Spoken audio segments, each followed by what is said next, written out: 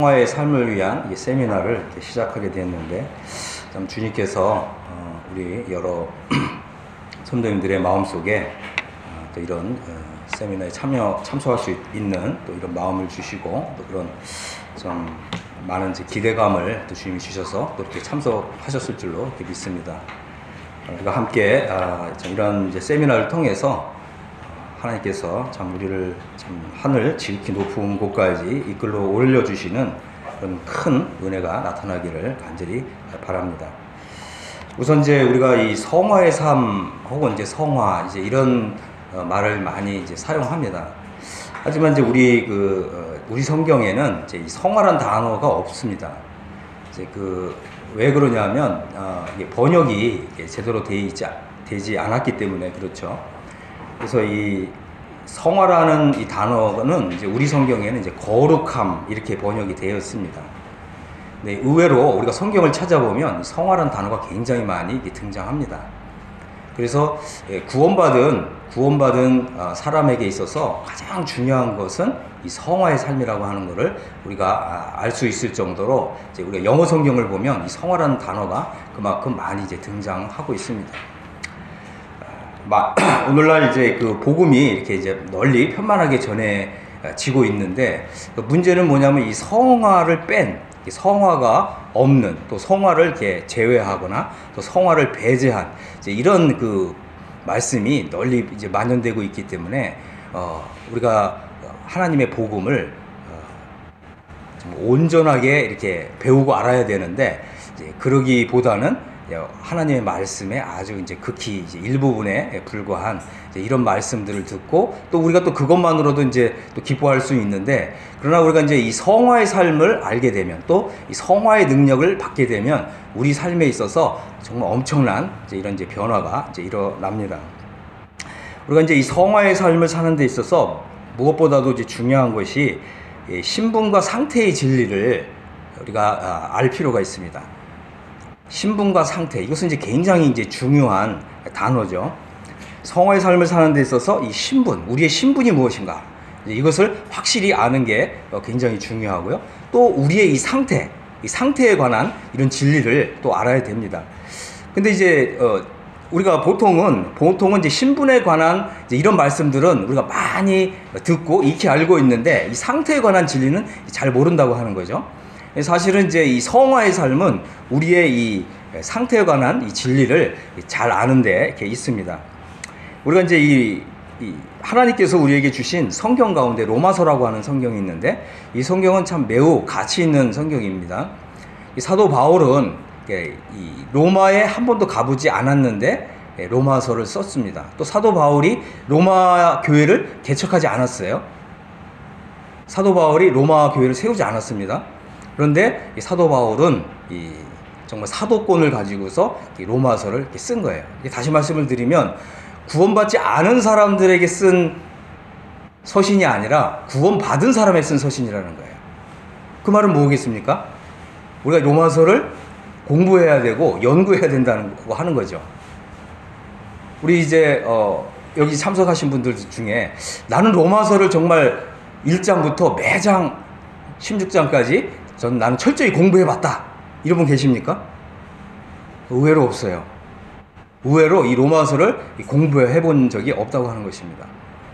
그래서 우리가 좀 로마서를 중심으로 해서 공부를 하는데, 우리가 이 세미나에는 신분에 관한 이런 말씀, 신분에 관한 이런 진리의 말씀들은 다루지 않겠습니다. 주로 성화와 관련된, 또 우리 상태에 관한 이런 진리들을 주로 말씀을 드리는데, 이 로마서가 크게는 이 두 부분으로 나눠져 있습니다. 그래서 1장부터 5장 11절까지, 1장부터 5장 11절까지는 우리의 이 신분에 관한 진리를 소개하고 있고요. 그 다음에 5장 12절부터 로마서 8장까지는 우리의 상태에 관한 이런 진리를 소개하고 있습니다. 그리고 9장 이후부터는 이스라엘에 대한 하나님의 이 경륜, 하나님의 이 계획에 대해서 설명을 하고 있습니다. 그래서 우리가 로마서를 볼 때 1장부터 5장까지는 신분에 관한 진리를 소개하고 있다. 그리고 로마서 6장부터 8장까지는 상태에 관한 진리를 소개하고 있다. 이제 그 중에서 이제 로마서 8장은 매우 중요한 장인데, 왜냐하면 로마서 8장이야말로 이 신분과 상태가 일치를 이루는 장이기 때문에 그렇습니다.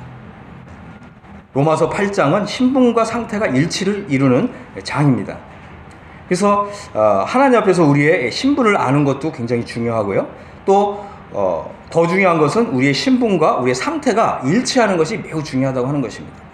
만일 우리의 이 신분과 상태가 일치하지 않으면 어떤 일이 생기느냐, 이런 부분들을 우리가 이제 한번 좀 살펴볼 것입니다. 그래서 많은 사람들이 이게 신분을 아는 정도에서 멈추는 거죠.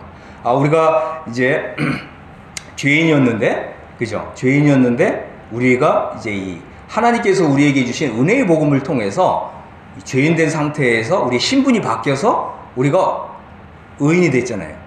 그죠? 이것이 바로 이제 신분에 관한 진리입니다. 근데 어떤 사람들은 뭐 종종 뭐 구원받은 죄인이다 뭐 이런 말을 쓰는데, 그거는 복음을 제대로 몰라서 하는 말이에요. 우리가 죄인이었는데 하나님의 은혜를 통해서, 은혜의 복음을 통해서 우리가 의인이 되었다고 하는 것이 이 신분에 관한 진리입니다. 그러면 이제 우리가 누구든지 우리에 대해서 당신은 누구냐 이렇게 물어보면 우리는 뭐라고 대답해야 됩니까? 저는 하나님의 은혜를 통해서 저는 의인된 사람입니다. 이제 이렇게 얘기를 해야죠. 자, 그 다음에 우리 신분은 또 하나님의 자녀입니다. 하나님의 자녀가 되었다고 하는 이 신분은 정말 어마어마한 거죠. 그래서 이제 요한복음에서 보면 영접하는 자 곧 그 이름을 믿는 자들에게는 하나님의 자녀가 되는 권세를 주셨다 그러잖아요. 그죠? 그래서 하나님의 이 자녀가 되는 이것은 어마어마한 권세를 받는 것입니다. 그런데 성경에는 하나님의 자녀만 있는 것이 아니라 또 하나님의 아들이 나와요. 다시 말씀을 드리겠습니다. 하나님의 자녀라고 하는 것은 우리의 신분에 관한 거고요. 하나님의 아들이 되는 것은 우리의 상태에 관한 진리라고 하는 거예요. 굉장히 놀라웠죠. 그래서 우리가 이제 이 하나님의 자녀가 되는 것도 굉장한 하나님의 은혜지만, 또 우리가 성경 하나님의 말씀을 또 이렇게 더 공부해 보면 이제 하나님의 아들이 되죠. 그럼 어떻게 하나님의 아들이 될 수 있는가? 이제 이런 부분들을 우리 함께 좀 살펴볼 것입니다. 그래서 성화의 삶이라고 하는 것은 좀 다시 표현한다면 어떻게 해요? 신분과 상태가 일치하는 것이다. 그죠? 우리가 성경에 보면 우리가 하나님의 자녀고 또 빛의 자녀라고 그러잖아요. 그런데 이제 우리의 신분이 하나님의 자녀고 또 의인이고 또 성도가 되었단 말이에요. 그런데 우리에게 있어서 중요한 이제 과제가 뭐겠습니까? 하나님의 자녀답게 사는 거. 그죠? 또 의인답게 사는 거. 의를 행하면서, 의를 베풀면서 의인답게 사는 거. 그 다음에 또요? 정말 빛의 자녀답게 사는 거. 그죠? 이게 이제 우리에게 굉장히 중요한 거죠. 그래서 우리에게 이제 이 성화의 삶에 대한 이런 세미나가 필요한 이유는, 그죠? 신분과 상태가 일치하는 이런 삶으로 들어가길 원하는 것입니다. 그래서 우리가 이런 이 신분과 상태에 관한 이런 진리를 배우지 않으면 어떻게 되겠어요? 그렇게 한번 살아봤잖아요, 여지까지. 우리가 이런 진리를 모른 채 성화의 삶을 살고자 부단히 노력을 해봤다는 거죠. 잘 되던가요? 잘 안 된다고 하는 것입니다. 그래서 어떤 분은 이런 책을 썼어요. 성화의 몸부림. 근데 그 책은 그런 얘기를 하더라고요. 성화의 삶을 살기 위해서는 몸부림 쳐야 된다. 그죠? 사실은 몸부림 쳐도 안 되는 거예요. 그 말은 뭐냐면 우리가 이제 로마서 7장에 보면 오라 나는 공고한 사람이로다. 누가 나를 사망의 몸에서 건져내랴. 이런 이 외침, 정말 이런 이 속에서부터 터져 나오는 이런 울부짖음이 나온다고 하는 거죠. 그러나 많은 사람들이 대개는 이 성화의 삶을 살기 위한 이런 몸부림이 없어요. 왜 없냐? 왜 없을까요? 이것은 철저한 이 잘못된 신앙 교육 때문에 없어요. 왜 없습니까? 어떤 사람들이 이런 성화의 삶을 살고자 정말 부단히 하나님 앞에서 기도하고 자기 몸을 쳐서 복종케 하고 이런 삶을 안 살잖아요. 왜 안 살아요? 이게 무법주의니까 그래요. 무법주의. 처음 들어보십니까? 무법주의? 무법주의자들이 있는 것입니다. 그래서 우리가 이 잘못된 신앙 교육이 있습니다. 그것은 무엇이냐면 신분이 있고 상태가 있는데 이 신분과 상태가 일치하지 않아도 우리가 구원받는 데는 아무 지장이 없다, 이렇게 가르치는 거죠. 우리의 신분은 확실하긴 한데 우리의 상태는 들쑥날쑥하다, 그죠? 그런데 이 신분과 이 상태가 일치하지 않아도 우리가 구원받는 데는 지장이 없다, 우린 심판받지 않는다. 이제 그것으로 안주하고 그것으로 그냥 마냥 행복해하면서 계속해서 어떻게 해요? 자기 자신을 속이고 양심을 속이고 이제 그렇게 이제 신앙생활을 하는 거죠. 많은 분들이 이제 이렇게 신앙생활을 하다가 끝내 도중에 하차하는 사람들이 많이 생기고 있습니다. 심지어는 어떻게 해요? 이 신분과 상태의 진리가 열리질 않으니까 신앙생활하는 게 너무 힘들고 답답한 거죠. 성경을 읽어도 성경이 이해가 되지 않고 또 성경을 나름대로 공부한다고 해도 만족함이 없고 그러다 보니까 어떻게 돼요? 이상한 데로 가잖아요. 신천지를 간다던가 이런 일들이 일어나고 있는 것입니다. 그래서 우리가 이 신분과 상태가 일치해야 된다. 이것이 바로 우리가 지금 이제 공부하고자 하는 주요한 주제인 것입니다. 자, 우리가 이제 이 신분과 상태에 대한 진리를 공부하고 있는데요. 우선 구약시대 이스라엘의 경우를 한번 살펴보겠습니다. 우리가 이제 출애굽기 4장 22절에 보면 여호와 하나님께서 모세에게 이렇게 말씀하셨어요. 이스라엘은 내 아들, 내 장자다. 이것은 하나님께서 이제 이스라엘 백성들을 출애굽하기 이전에 하나님께서 가지고 계셨던 계획이에요. 계획. 그래서 하나님의 아들인 이스라엘에게 정말 온 세상을 기업으로 주시고 또 온 세상을 다스리는 이런 제사장 나라로 삼으실 이런 계획을 가지고 있었습니다. 그래서 이 제사장 나라가 되고 온 땅을 이스라엘의 기업으로 주시는 그 대상이 뭐냐면 바로 아들이라고 하는 단어입니다.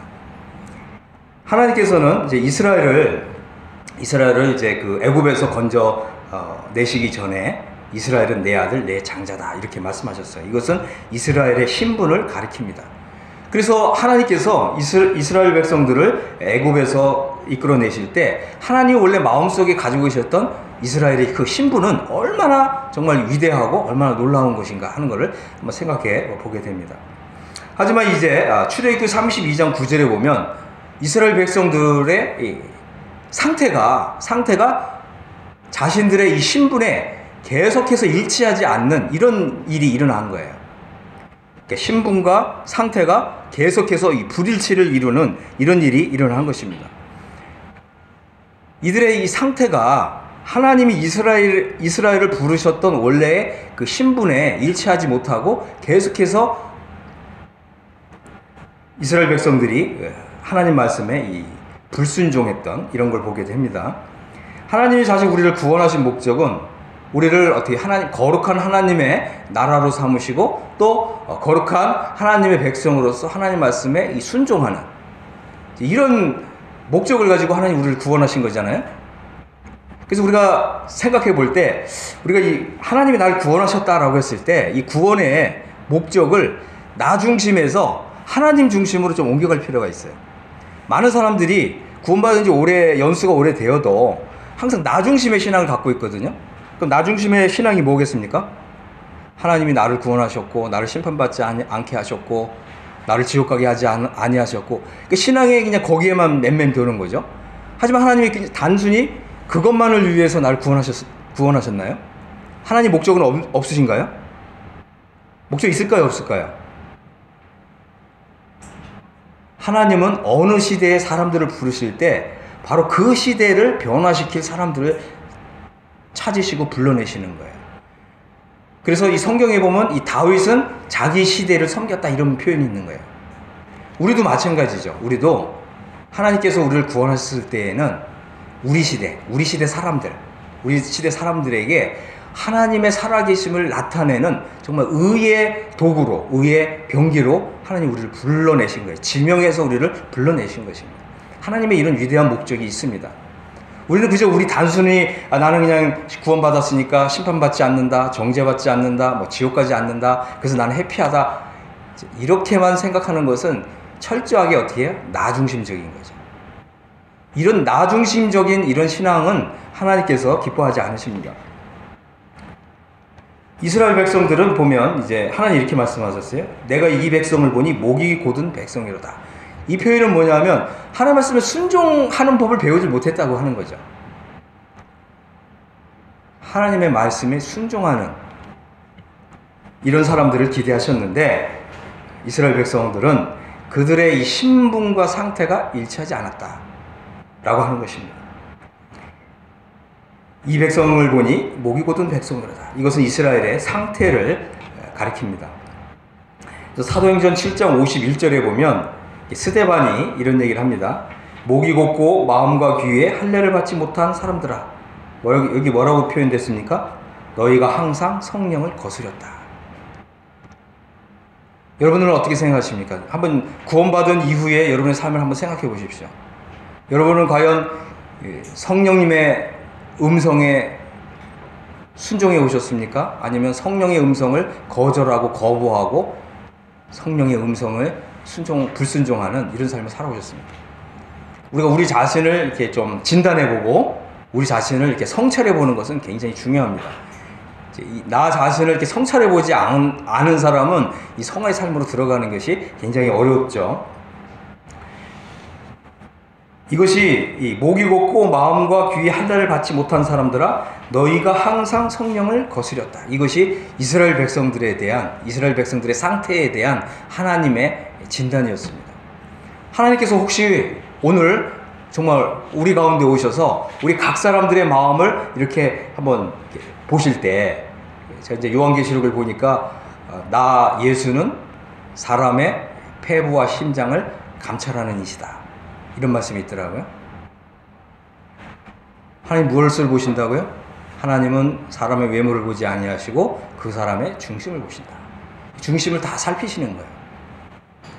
그러니까 만약 하나님께서 우리 가운데 오셔서 우리 자신을 이렇게 살피실 때 하나님이 나를 과연 어떻게 평가하실까? 그러니까 이것이 바로 우리의 출발점입니다. 하나님께서 지금 나의 상태가 나의 신분은 확실하고 안전하지만 현재 나의 상태가 정말 하나님께 온전히 순종할 수 있는 이런 상태가 아니구나. 이런 것을 정말 발견하셨다면 우리가 이제 하나님 앞에서 새로운 마음의 변화와 새로운 결단이 이제 있어야 될 줄로 이렇게 믿습니다. 우리는 이제 우리의 상태에 관한 진리를 이제 잘 배워야 됩니다. 이제 우리가 우리 상태에 대해서 나 자신의 상태에 대해서 어느 정도 한번 이제 생각해 봤을 줄로 이렇게 믿습니다. 자, 이제 신분과 상태에서 이제 한번 신분이랑 한번 보겠습니다. 신분. 우리는 이제 거듭났습니다. 그래서 거듭남을 통해서 하나님의 자녀가 되었습니다. 이 거듭난다고 하는 것은 이제 born-again이잖아요. 이것은 영적인 출생입니다. 우리가 이제 이 영적인 출생을 한 거예요. 그래서 성경에서는 이 사도 베드로는 뭐라고 표현했냐면 베드로전서 2장 1절에서 갓난아기다 이렇게 표현했어요. 갓난아기. 갓난아기가 무슨 말인지 아시죠? 갓난아기. 그러니까 다시 말씀을 드리면 갓난아기는 이제 하나님의 말씀의 젖을 통해서 자라야 되잖아요. 근데 이 거듭남만 아는 사람은 어떻게 해요? 하나님 보실 때 그 구원받은 지 10년, 20년, 30년, 40년, 50년이 돼도 하나님 보실 때는 여전히 갓난아기 상태라고 하는 것입니다. 많은 분들이 이렇게 정말 성도 집회를 하게 되면 또 하나님의 이런 좀 교리적인 이런 말씀들을 배우면 많은 분들이 참 이렇게 하나님 말씀을 이렇게 좀 배우고 이렇게 흡수하는 게 굉장히 적어요. 근데 보통 보면은 이제 전도 집회를 하면 많은 분들이 굉장히 감명을 받고 굉장히 또 은혜를 받고 그렇잖아요. 그죠? 근데 사실은 전도 집회에서 선포되는 말씀은 하나님 말씀에 보면 이게 이제 젖에 해당하는 거예요. 영어식 표현은 우유예요, 우유. 밀크에 해당하는 거예요. 젖. 왜냐하면 갓난 아기들한테 먹이는 이유식과 같은 거거든요. 그러니까 많은 성도들이 그냥 전도 집회에서 말씀을 듣고 굉장히 은혜 받는 분들이 많잖아요. 근데 좀 더 교리적이고 이렇게 좀 단단한 식물에 해당되는 이제 이런 말씀, 또 순종을 요구하고 이런 말씀을 들으면 오늘은 별로 마음이 은혜를 못 받았다 이러잖아요. 그 왜 그렇다고요? 영적으로 어린아이 상태에 있다는 거예요. 영적으로 어린아이 상태에 있으니까 하나님이 그 사람을 통해서 일을 하실 수가 있어요, 없어요? 당연히 없죠. 다시 말씀을 드리면 거듭남만 아는 사람은 하나님 보실 때 갓난 아이에 불과하다. 그러나 이제 우리는 무엇보다도, 그죠? 무엇보다도 하나님과의 관계에 있어서 다시 태어나는 것이 절대적으로 중요합니다.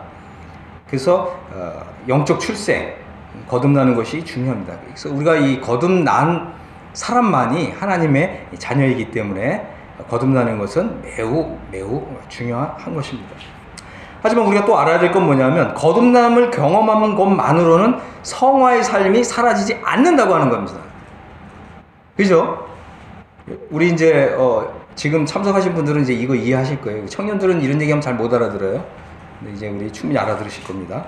두 번째는 거듭남의 진리만으로는 성화의 삶을 살 수 있는 능력을 받지 못한다는 거예요. 왜 그렇죠? 거듭남의 진리는 우리가 영적으로 출생하는 데 필요한 진리이기 때문에 그래요.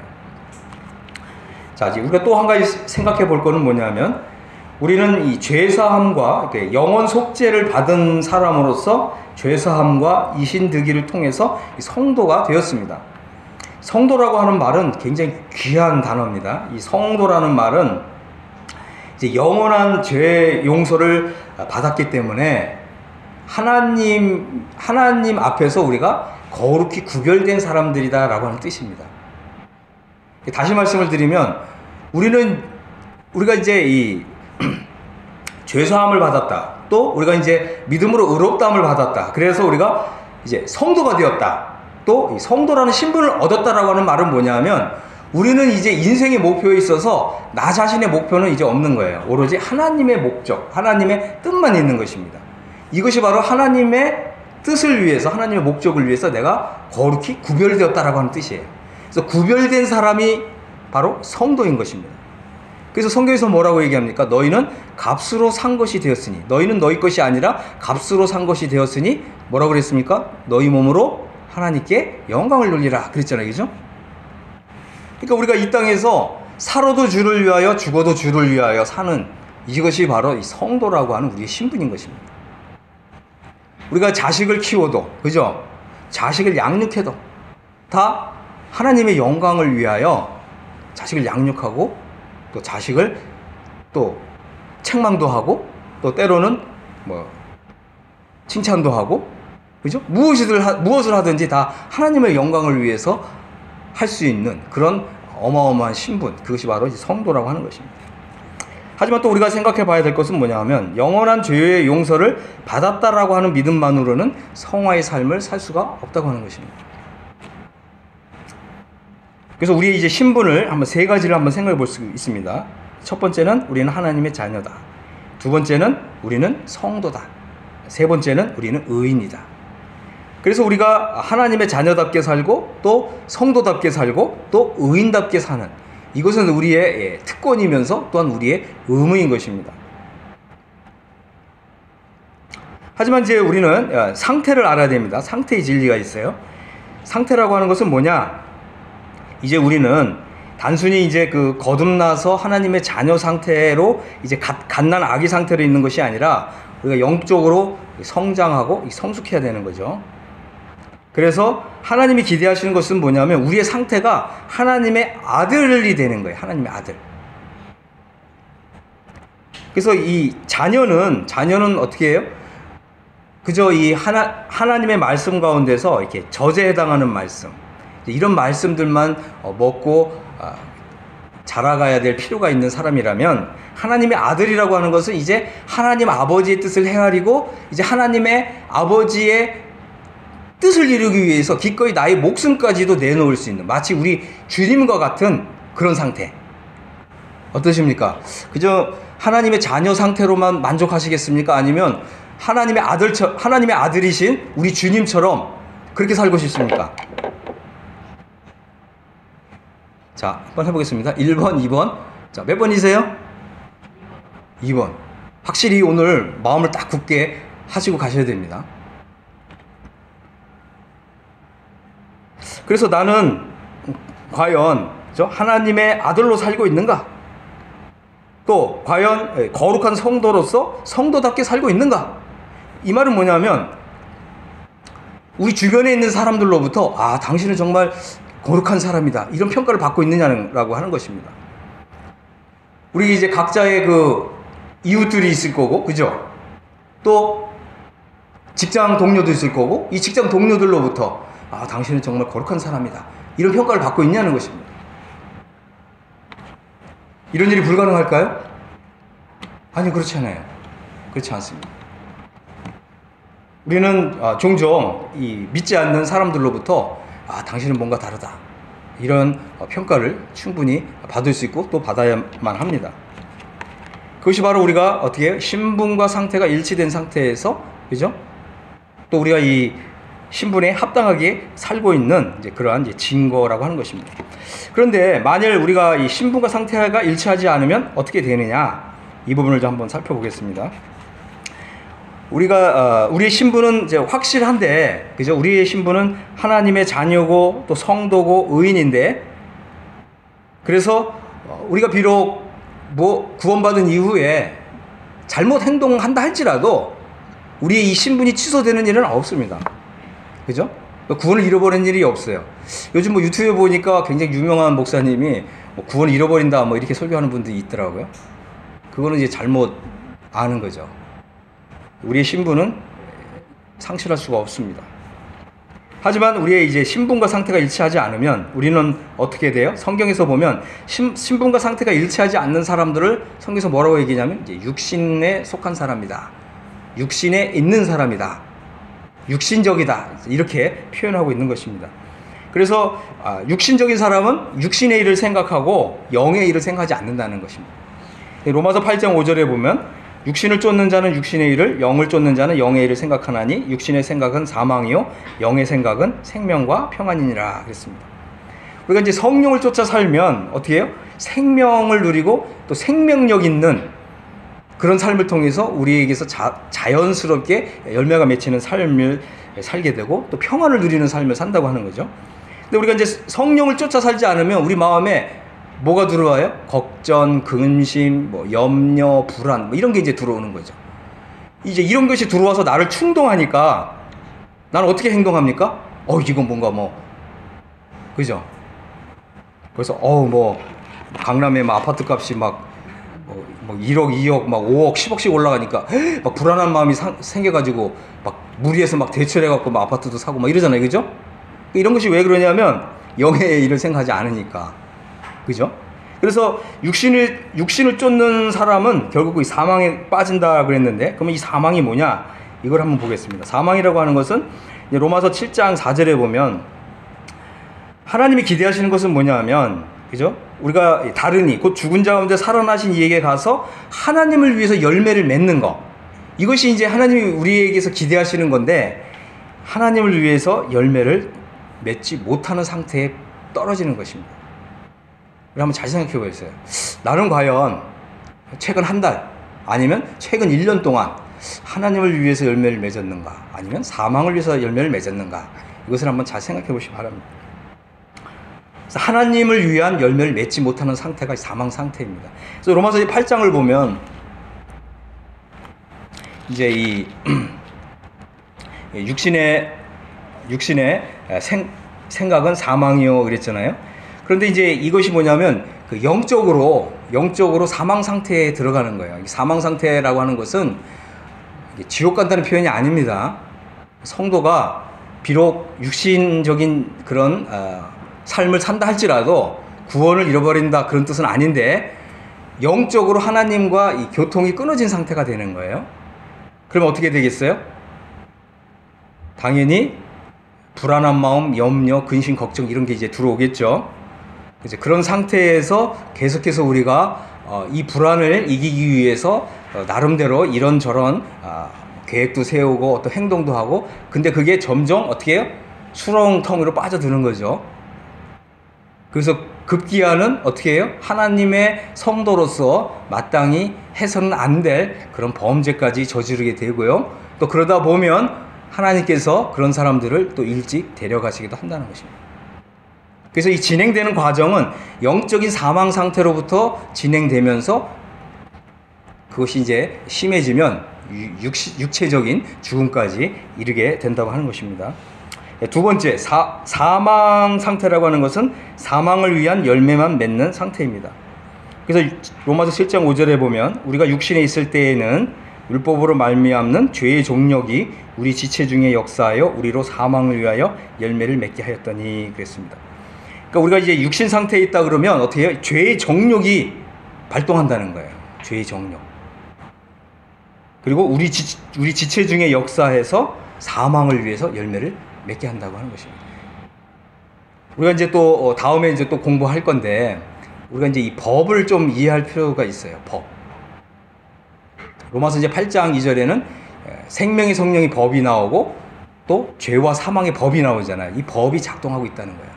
내가 이 법을 인식하고 있느냐, 인식하고 있지 않느냐, 이거 관계없이 법은 항상 작용하고 있다고 하는 것입니다. 이해하시죠? 그래서 우리가 이 법을 벗어날 수 있는 방법이 없어요. 하나님이 그렇게 정하셨습니다. 그래서 우리가 이 법을, 그러니까 이제 한번 예를 들어 보겠습니다. 우리가 뭐 만유인력의 법칙 다 아시잖아요? 높은 곳에서 물건을 떨어지면 다 떨어지잖아요? 근데 비행기는 날아가잖아요. 그죠? 그 무거운 쇳덩이가 비행기는 하늘에 날아가잖아요. 그죠? 왜 그럽니까? 법을 이용하는 거거든요. 원래 이 무거운 쇳덩이가 하늘에 있으면 떨어져야 되잖아요. 떨어지지 않고 날아간단 말이에요. 그러니까 우리가 이제 이 성화의 삶을 위한 이런 진리를 배우는 이유도 우리가 이제 이 법을 배우기 위한 거예요. 어떤 법이요? 생명의 성령의 법. 이 생명의 성령의 법 안에 들어가게 되면 이 죄와 사망의 법을 이기고 올라갈 수 있다고 하는 것입니다. 그래서 우리가 이런 이제 이 해방의 진리를 배우기 전까지는 하나님께서 이것을 이제 이렇게 허용을 하셨습니다. 그래서 육신에 있을 때에는 죄의 정욕이 발동을 합니다. 그리고 우리 지체 중의 역사에서 사망을 위해서 열매를 맺게 하는 것입니다. 이게 법의 작용이라고 하는 것입니다. 그러니까 우리가 이것을 이길 수 있는 힘이 없어요.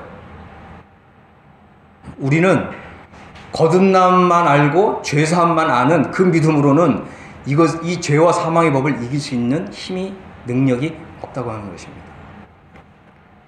세 번째는 사망 상태라고 하는 것은 육신에 속한 상태입니다. 사도 바울은 고린도 전서 3장 3절에서 이런 얘기를 했어요. 형제들아, 내가 신령한 자들 대함과 같이 너에게 말할 수 없어서 육신에 속한 자, 곧 그리스도 안에서 어린아이들을 대함과 같이 하노라. 내가 너희를 저주로 먹이고 바보로 아니하였느니. 자, 여기 보면 이 고린도 교회의 이 성도들은 육신에 속한 자라고 불렀습니다. 그럼 육신에 속한 자라고 하는 뜻이 뭐냐? 그리스도 안에서 어린아이라고 하는 것입니다. 다시 말씀을 드린다면 고린도 교회의 성도들은 성도라고 하는 신분을 얻었지만 상태가 어떻다고요? 어린아이 상태에 있었다. 그러니까 육신에 속해 있는 한, 그죠? 육신에 있는 한 어린아이 상태에 있다고 하는 것입니다. 그래서 어린아이의 상태에 있는 사람들은 어떻게 해요? 저주로 먹이고 밥으로 아니하였다. 그러니까 영어식 표현은 젖은 밀크예요. 우유에 해당되는 거고, 밥이라고 하는 단어는 고기에 해당돼요. 영어 성경을 보면 미트라고 하는 이런 단어가 사용됐어요. 그러니까 젖, 밥, 우유, 고기. 그런데 이제 이 고린도 교회 성도들은 어떻게 해요? 이제 이 밥에 해당하는 이런 하나님의 말씀을 감당치 못하였거니와 너희가 그때도 감당치 못하였는데 지금도 못하고 있다. 너희가 아직도 육신에 속한 자로다 그랬습니다. 그래서 너희 가운데 시기와 분쟁이 있으니 어찌 육신에 속하여 사람을 따라 행함이 아니리요. 그래서 벌써 이게 육신에 속한 자가 벌써 몇 번 등장했습니까? 한 번? 두 번? 세 번? 육신에 속한 자라는 단어를 이 한 구절, 두 구절 여기에 이제 세 번 사용했습니다. 그리고 이 사람을 따라 행한다 그랬습니다. 고린도서 5장 1절에 보면 이제 너희 중에 심지어 음행이 있다 함을 들으니 이런 음행은 이방인 중에라도 없는 것이라 누가 그 아비의 아내를 취하였다 하는도다. 그렇습니다. 이제 우리가 이 신분과 상태에 대한 이런 진리를 배우지 못하면 우리 마음속에 어떤 마음이 들어와요? 야, 우리의 신분은 확실하고 변하지 않으니까 죄를 좀 허용해도 되겠지. 우리 신분이 변하지 않으니까 우리가 구원받는 거는 확실하대. 자꾸 이런 생각이 들어오면 어떻게 나도 모르게 이런 이제 이 죄를 허용하는 마음이 생긴다는 거예요. 그러다 보니까 어떤 문제가 생겼어요? 음행이 생겼단 말이에요. 이 성적인 스캔들이 일어난다는 거예요. 그래서 얼마나 많은 하나님의 일꾼들이, 그죠? 이런 성적인 이런 스캔들 때문에, 그죠? 하나님의 귀한 사역을 하는 데서 이게 문제가 일어나서 이제 그것을 그만두는 그런 일이 많이 일어나는 것입니다. 과거에 그런 일이 참 많이 일어났습니다. 사실은 이제 우리가 이제 그 한국에 우리 모임의 복음이 한 60년대 그때 들어왔을 때 주로 전파되었던 복음이 이제 신분에 관한 이런 이제 복음의 진리가 선포되었잖아요. 상태에 관한 이런 진리들이 거의 전파되지 않다시피 했어요. 이제 그러다 보니까 그때에는 성화라고 하는 단어조차도 사용하지 않았던 그런 시대가 있었습니다. 지금은 이제 이 성화라는 단어를 이제 많이 사용하고, 또 우리가 성도답게 살아야 되고 또 거룩한 삶을 살아야 되고, 이제 이런 이제 말씀들이 또 강단에 선포되는데, 과거에는 주로 이제 이런 상태에 관한 진리들이 선포되지 않았어요. 그러다 보니까 많은 경우에 성도들이 신앙생활을 잘 하는 것 같다가 결국은 낙오하는 이런 사람들이 많이 생겨난 것입니다. 자, 이제 5장 10절에 보면, 만일 어떤 형제라 일컫는 자가 음행하거나 탐남하거나 우상숭배를 하거나 후욕하거나 술 취하거나 토색하거든 사귀지도 말고 그런 자와는 함께 먹지도 말라. 자, 여기서 이제 우리가 좀 봐야 될 건 뭐냐면, 구원받은 성도도 이런 죄를 저지를 수 있다고 하는 것입니다. 어떻게 이해가 되세요? 다시 말씀을 드릴게요. 나도, 그죠? 한번 이렇게 생각해보세요. 나도 이런 죄를 저지를 수 있다, 이렇게 생각하셔야 돼요. 나는 절대 이런 죄를 저지르지 않을 거다, 이렇게 자신만만하던 사람들이 넘어지는 거예요. 성도가 이런 죄를 저지를 수가 있습니다. 네 번째는, 사망상태라고 하는 것은 뭐냐? 하나님의 말씀 가운데서 저죄에 해당하는 말씀만 이해하고 고기에 해당하는 말씀은 경험하지 못하는 상태, 이런 것이 바로 사망상태라고 하는 것입니다. 그래서 이 고기에 해당하는 말씀은 단단한 식물이라고 그랬고요, 또 의의 말씀이라고 이렇게 표현되어 있습니다.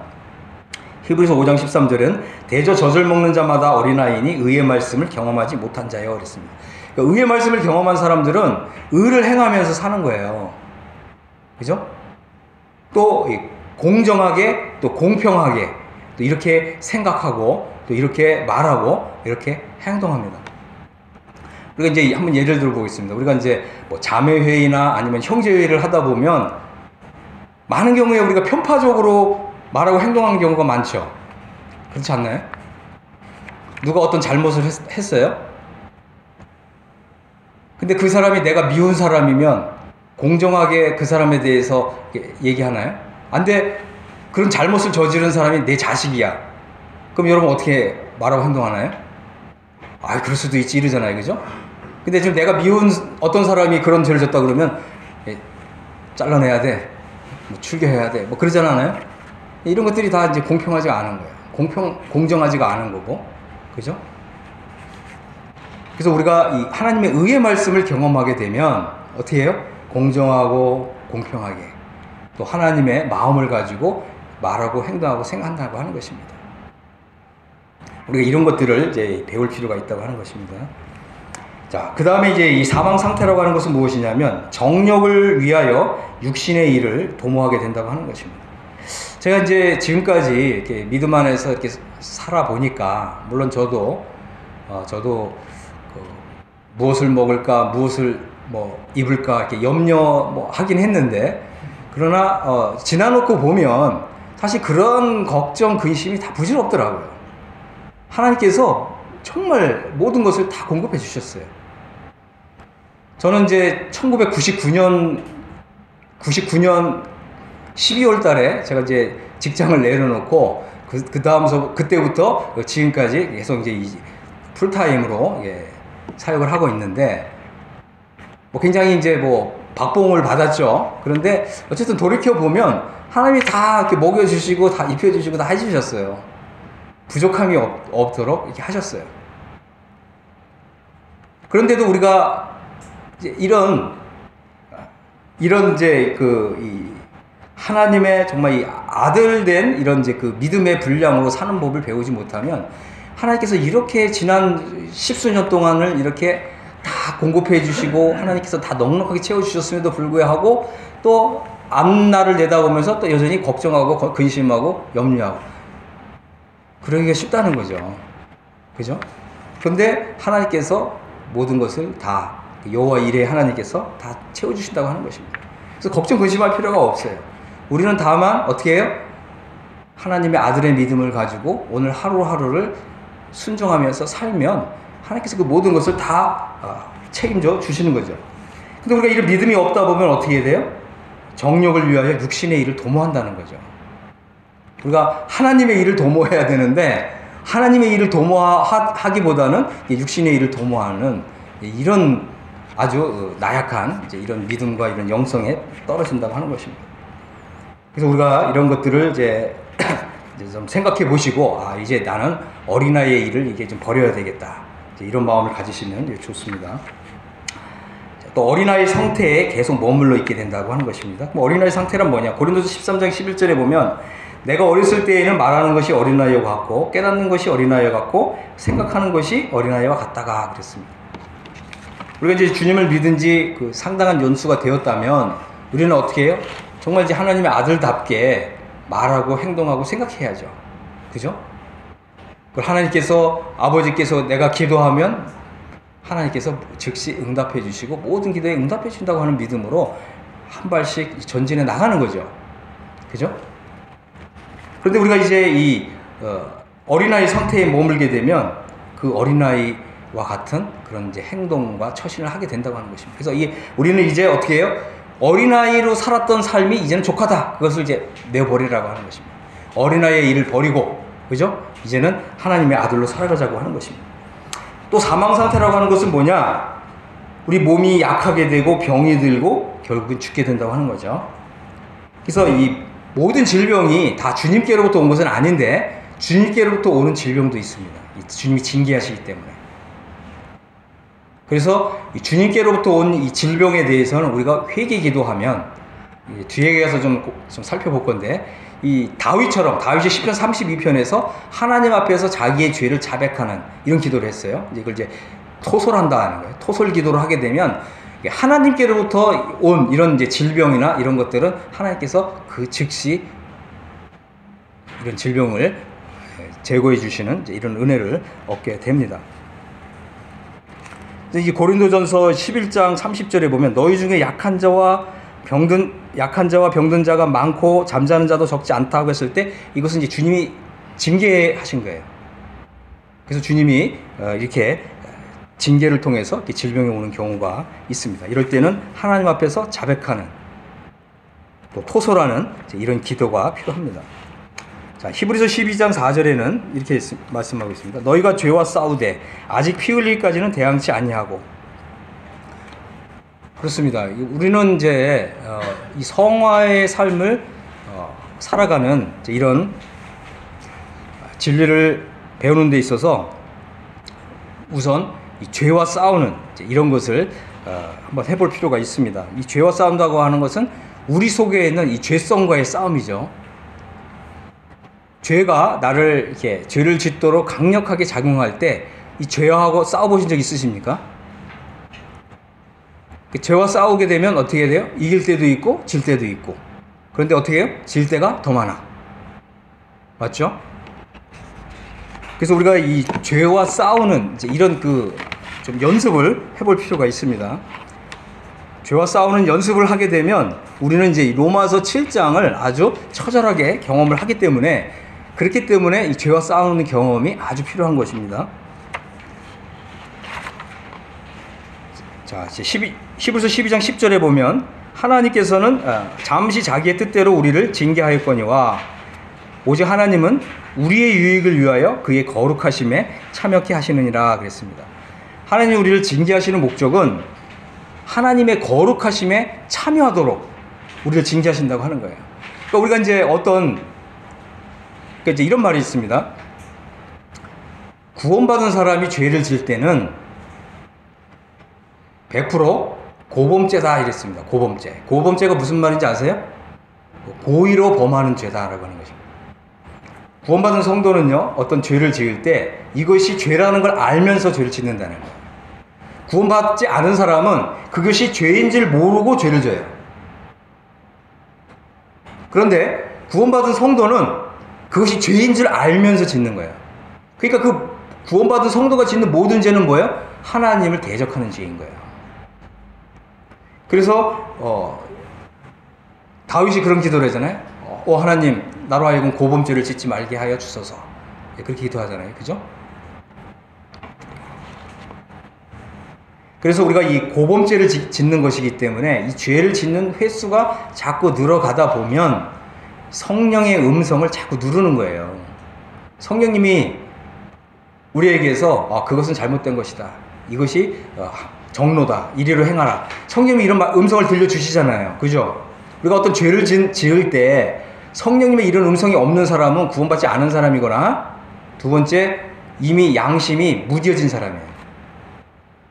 구원받았더라도 양심이 무뎌진 사람. 내가 어떤 것을 죄를 짓고 있는데 성령님이 그거 해서는 안 된다 이렇게 막는 이런 음성이 없는 사람은 아예 구원받지 않은 사람이거나, 구원은 받았는데 너무 자주 이 성령의 음성을 차단했기 때문에 더 이상 성령님 말씀하지 않는 상태. 이거를 이제 성경에서 뭐라고 얘기하냐면 양심이 화인 맞았다, 불도장을 맞았다 이렇게 표현하는 거예요. 이런 사람들이 많이 있습니다. 죄를 져도 아주 뻔뻔하게 얘기를 해요. 이거는 교회 밖에 있는 사람들 얘기하는 게 아니에요. 구원받았다고 하는 성도가 그렇게 한다는 거예요. 그래서 하나님이 우리를 이제 징계하시는데, 성경에 보니까 어떻게 돼 있어요? 내가 사랑하는 자마다 징계한다 그랬어요. 이 징계가 있다는 거는 또 한편으로는 좋은 거예요. 그러니까 우리 징계가 올 때는 알아요. 주님 나를 징계하시는구나. 그죠? 근데 또 하나는 뭐냐면, 징계의 유익은 뭐냐면, 하나님이 내가 죄를 지으니까 하나님 나를 징계하신다? 그러면 내가 성도라고 하는 뜻이네? 그죠? 그럼 내가 구원받은 사람이 맞구나. 이제 이런 유익이 있다고 하는 것입니다. 그러나 이제 하나님이 우리를 징계하실 때에는 그 죄에서 돌아서야 되는 거죠. 돌이켜야 되는 거예요. 하나님 앞에서 하나님 제가 잘못했습니다. 이렇게 회개 기도하는 것입니다. 자, 이제 여섯 번째 사망 상태라고 하는 건 뭐냐? 말씀을 깨닫지 못하는 상태예요. 보겠습니다. 신명기 29장 3절에 보면,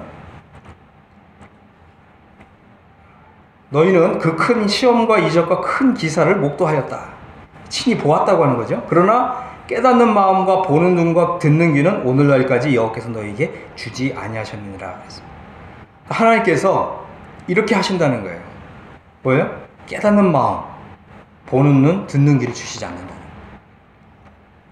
여러분 어떻게 생각하세요? 나는 구원받은 지가 이제 10년 됐는데, 아니면 20년 됐는데, 아니면 30년 됐는데, 로마서를 1장부터 읽어갈 때 도대체 무슨 얘기 하는지 모르겠다.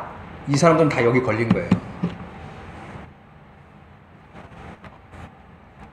자, 욥기 17장 4절에 보면 주께서 그들의 마음을 가리워 깨닫지 못하게 하셨사오니 그랬어요.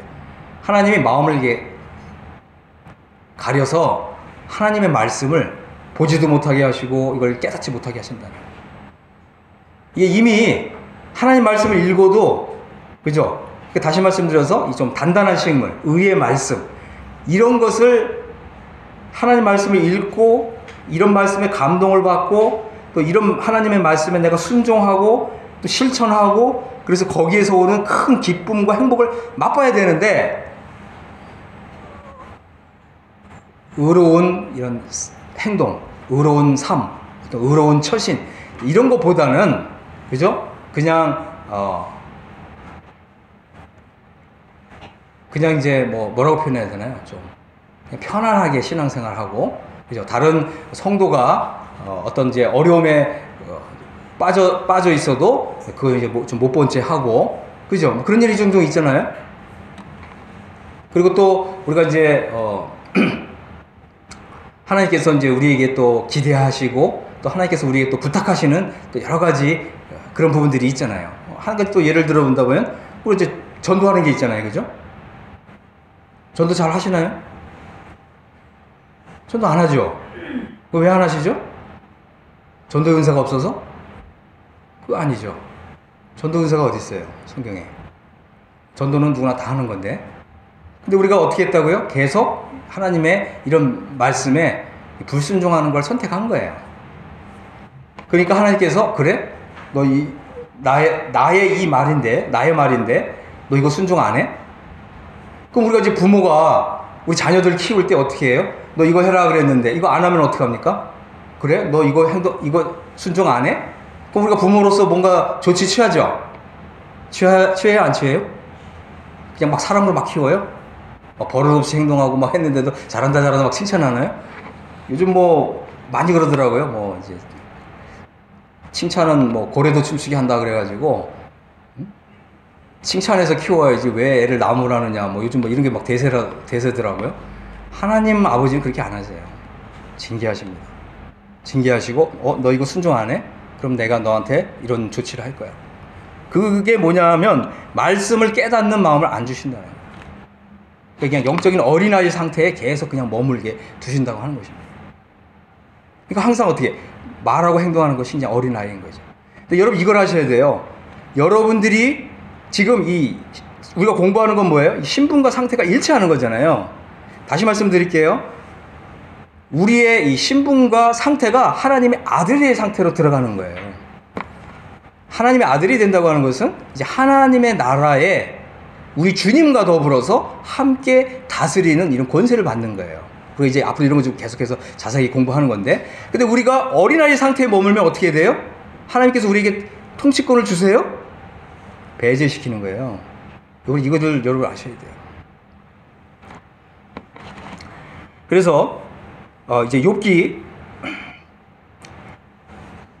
이제 34장 31절을 보면 이런 말씀을 했습니다. 누가 하나님께 이르기를 내가 징계를 받았사오니 다시는 범죄치 아니하겠나이다. 나의 깨닫지 못하는 것을 내게 가르치소서. 내가 악을 행하였으면 다시는 아니하겠나이다 한 자가 있느냐. 그렇습니다. 우리가 이 하나님의 말씀을 읽어도 깨닫지 못하는 사람은 하나님 앞에서 회개해야 된다는 거예요. 하나님, 제가 구원받은 이후부터 순종하지 않는 것, 불순종하는 것이 지금 습관이 되었네요. 주님, 제가 잘못했습니다. 제가 회개합니다. 여러분 회개하셔야 된다는 거예요. 주님, 이제 보니까 제가 말씀을 깨닫지 못하는 이유가 지금 내가 징계를 받고 있는 거네요. 다시는 범죄치 아니하겠나이다. 그리고 내가 깨닫지 못하는 것을 나에게 가르쳐 주십시오. 그죠? 내가 악을 행하였으면 이제 다시는 아니하겠나이다. 이렇게 기도하라고 하는 거예요. 그럴 때 하나님께서 어떻게 하신다고요? 우리에게 다시 한번 두 번째 기회를 주신다고 하는 것입니다.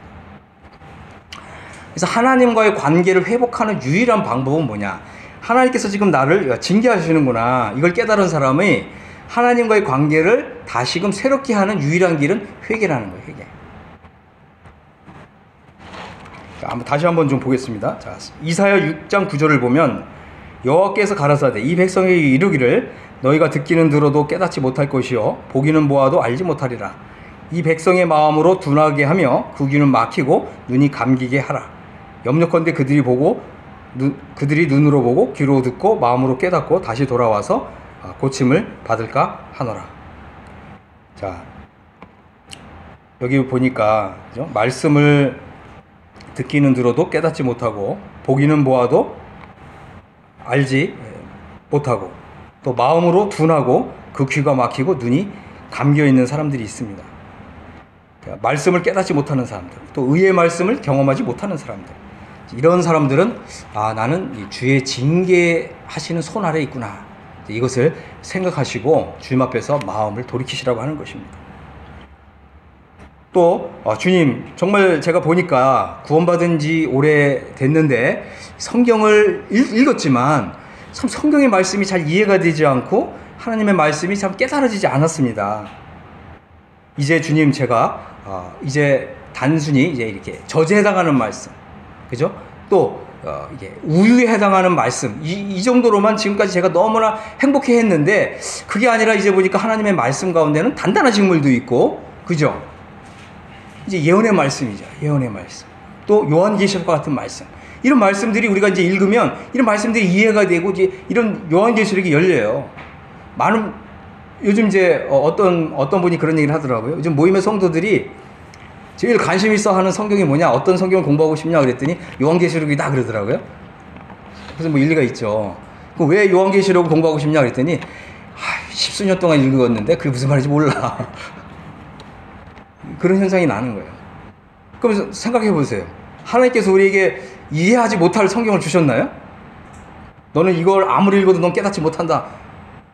그러나 열심히 읽어라. 그렇게 했나요? 안 그래요. 요한계시록도 보면 이 예언의 말씀이 읽는 자들과 듣는 자들과 이 가운데 기록한 것을 지켜 행하는 자가 복이 있다 그랬잖아요. 그죠? 그 세 가지가 다 해야 복이 받는 거예요. 그죠? 어떤 거예요? 읽는 자, 듣는 자, 그 가운데 지켜 행하는 자. 이 세 번째 걸 늘 빼놓으니까 우리가 그 어린아이 상태에 머무는 거죠. 그래서 우리가 이제 하나님 앞에서 기도할 필요가 있습니다. 주님, 이제 내가 여지까지 깨닫지 못했던 이런 말씀을 나에게 이제 가르쳐 주십시오. 그렇습니다. 이 영적 해방의 이런 진리는 어쩌면 우리가 한 번도 들어보지 않은 말씀일 수가 있어요. 우리가 이제 앞으로 그것을 공부하려고 합니다.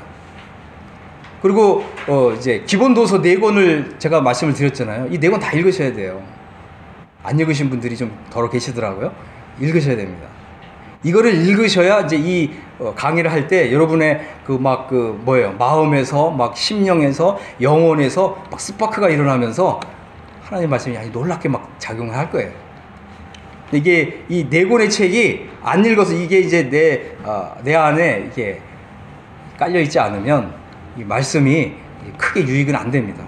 들을 때는 그렇구나 하지만 이 막상 내 거가 안 될 수가 있어요. 그 다음에 우리가 이제 이런 것을 이제 하는데 가장 중요한 것은 이제 우리 마음의, 우리 영혼의 상태, 우리 마음의 또 영혼의 토양, 이것이 이제 굉장히 중요한 것입니다.